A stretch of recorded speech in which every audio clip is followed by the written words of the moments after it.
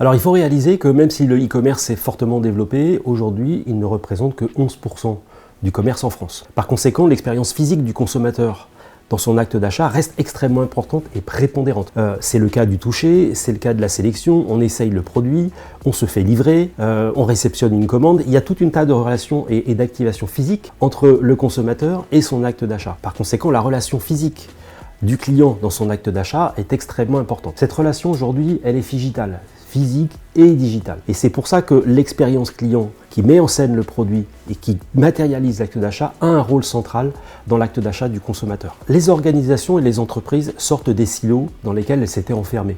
D'un côté le physique, de l'autre le digital. Aujourd'hui, on conçoit des relations digitales avec le consommateur et qui doivent être sans accroc. On dit sans couture pour le consommateur. Parce que le consommateur, lui, il est unique. Il ne forme qu'un. Il n'est pas physique d'un côté et digital de l'autre, il est digital et c'est comme ça qu'on adapte la relation avec le client. Alors, au sein de la spécialisation marketing et expérience client à l'EMLV, nous avons mis en place un certain nombre de cours qui préparent nos étudiants à cette discipline. Il y a par exemple un cours qui s'appelle Parcours client digital. Il y en a un autre qui s'appelle Les meilleures pratiques des expériences VIP, où on importe tout ce qui se fait de mieux dans l'ultra-luxe par exemple, pour comprendre l'interaction avec le consommateur à son meilleur niveau. Il y a aussi un cours qui s'appelle Distribution physique à l'heure du digital. L'ensemble de ces cours forment nos alternants à cette connaissance et à cette maîtrise du parcours client digital.